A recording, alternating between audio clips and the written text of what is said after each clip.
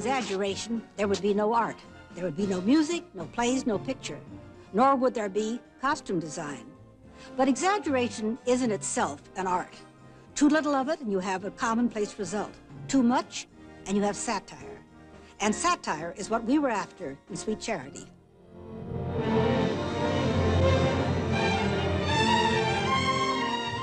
Sweet Charity is a musical love story.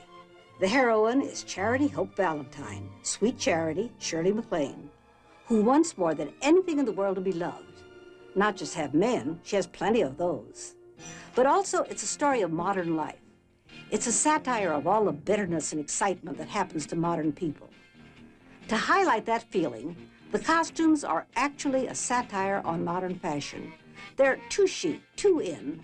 They're exaggerated, as here in the most elegant of discotheque. And of course, Charity, our naive dance hall hostess, is completely out of place. Who is it? Who is it? Who is it? Who is it? It's me. Wow, this place sure is crawling with celebrities. I'm the only person here I never heard of. The production numbers in Sweet Charity are elaborate, and they're extremely intricate.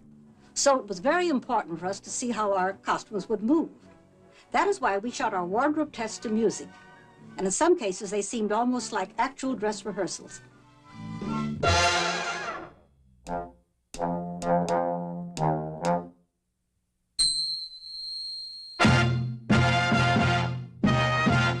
The girls of the Fandango Ballroom are not supposed to be sleek, soignée, and well-groomed, like the models you see in Vogue and Harper's.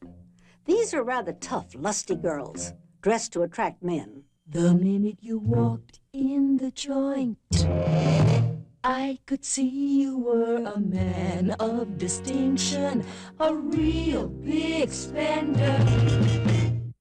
Good looking, so refined. Say, wouldn't you like to know what's going on in my mind? So let me get... Bizarre makeup, deliberately bizarre. But every single one of the hostesses has been given the same special attention in makeup. This detail is unusual even in a great musical like Sweet Charity. Spend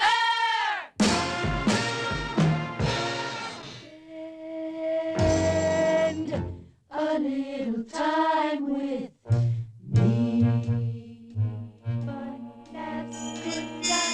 One last good time. How's about it, Palsy? Yeah! Sometimes in motion pictures, a costume will tell a story. Charity Hope Valentine is a naive, rather sweet girl who trusts everybody, who's begging for love and understanding. We didn't want her to look flashy, sexy, or well-dressed. A plain little black dress, a shoulder bag, a tattoo, Charity's uniform. A basic costume with practical variations. A sweater for job hunting. A blouse for dating. But for her job as a dance hall hostess, something quite the opposite. These are the costumes for Shirley MacLaine, Paula Kelly, and Chita Rivera. Costumes in which they will do one of their famous numbers in the picture. They have to complement each other. They mustn't interfere with each other. Bully.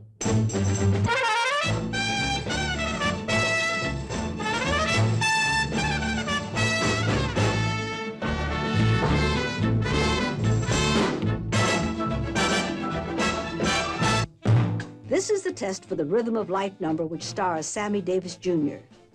Just a few people, but they gave us some idea of the way out costumes and of the unusual lighting which would be used.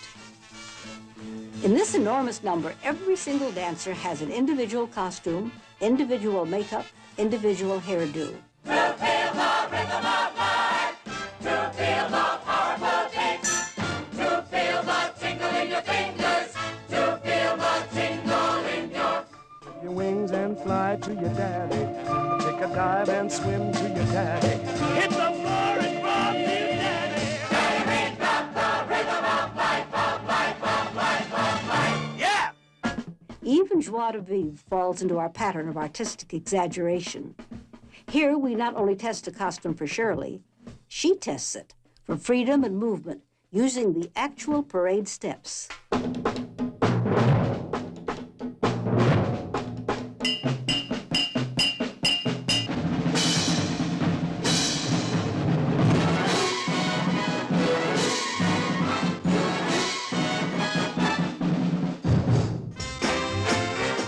In the most bizarre and elaborately choreographed number called Rich Man's Frug, there's a great deal of action, and the tests had to be quite extensive.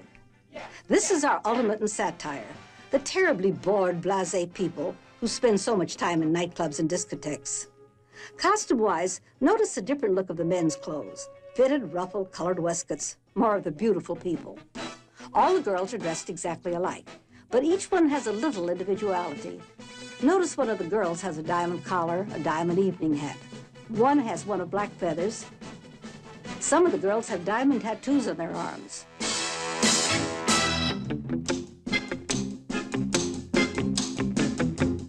The lead girl, Suzanne Charney, wears a very, very short jeweled evening gown with formal evening gloves. This is not fashion. It is a satire on fashion.